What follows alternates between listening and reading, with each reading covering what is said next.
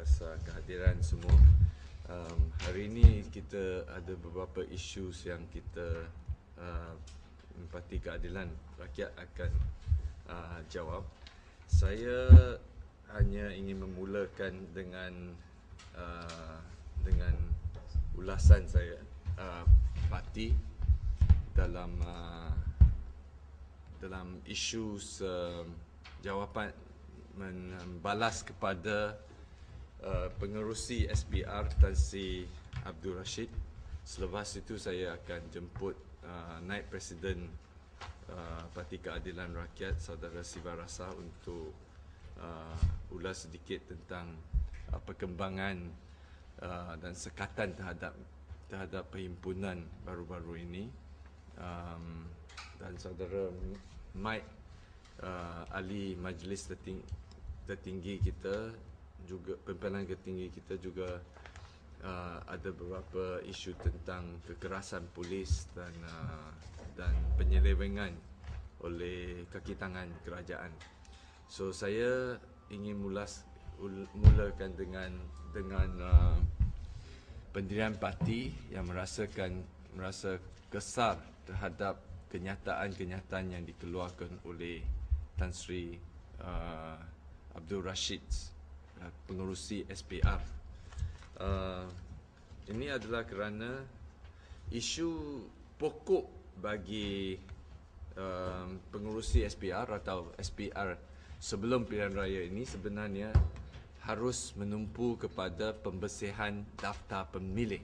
Ini adalah isu yang paling fundamental sekali, yang berkali-kali dituntut oleh semua parti-parti alternatif dan juga NGO lain termasuk gabungan bersih, bahawa daftar pemilih ini adalah prioriti pertama untuk dibersihkan. Tapi malangnya Tan Sri Rashid tidak menumpukan usahanya untuk meyakinkan pengundi dan seluruh rakyat Malaysia dalam kerja ini. Sebaliknya, Tan Sri Rashid telah secara sombong, secara angkuh memberi banyak lagi kenyataan yang tidak sewajarnya keluar dari pengerusi SPR. Perkara yang kita paling menyesal sekali bagi Parti Keadilan Rakyat adalah minggu lalu bila Tan Sri Rashid mengeluarkan statement bahawa di dalam negara ini tidak mungkin parti-parti pembangkang menjadi kerajaan. Dan beliau kata beliau sudah boleh ramalkan sebelum pilihan raya, sebelum apa-apa lagi, Barisan Nasional akan menang dan terus memerintah. Kami anggap ini bukan peranan bagi pengerusi SPR untuk memberi satu analisa perkembangan politik masa depan Malaysia.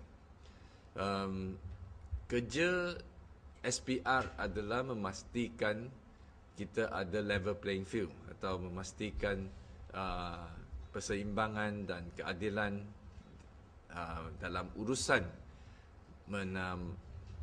mengendalikan atau melaksanakan pilihan raya. Tetapi Tan Sri Rashid tetap berkali-kali mengeluarkan statement yang berunsur politik, berunsur pihak sebelah. Termasuk sebelum ini, Tan Sri Rashid juga mengatakan, memberi amaran kepada parti-parti alternatif dan NGO bahawa kalau perhimpunan diteruskan, beliau akan pendekkan tempoh kempen sebagai satu penalti, sebagai satu hukuman kepada sesiapa yang mencabar kuasa kerajaan. Ini adalah semuanya menunjukkan Tan Sri Rashid adalah seorang yang tidak balance, tidak adil, dan seringkali memihak kepada pihak kerajaan. Itulah sebab Parti Keadilan Rakyat tidak setuju dan pendirian kita tegas bahawa Tan Sri Rashid tidak harus diperpanjangkan lagi tempoh perkhidmatan beliau. dan kita telah menyatakan pendirian ini banyak kali. Dalam tempoh perkhidmatan Tan Sri Rashid, masalah pengundi hantu ini tidak berhabis-habisan, memang menjadi makin serius di bawahnya. Dan kita juga boleh lihat baru-baru ini banyak tempat terdapatnya bukti pemindahan pengundi secara dengan cara yang amat meragukan. Yang baru-baru saja didedah oleh YB Lim Kit Siang di Ipoh Timur, 8,000 atau lebih pengundi telah dipindah masuk ke Ipoh Timur tanpa alasan yang munasabah. Semua ini menunjukkan bahawa Tan Sri Rashid sebenarnya tidak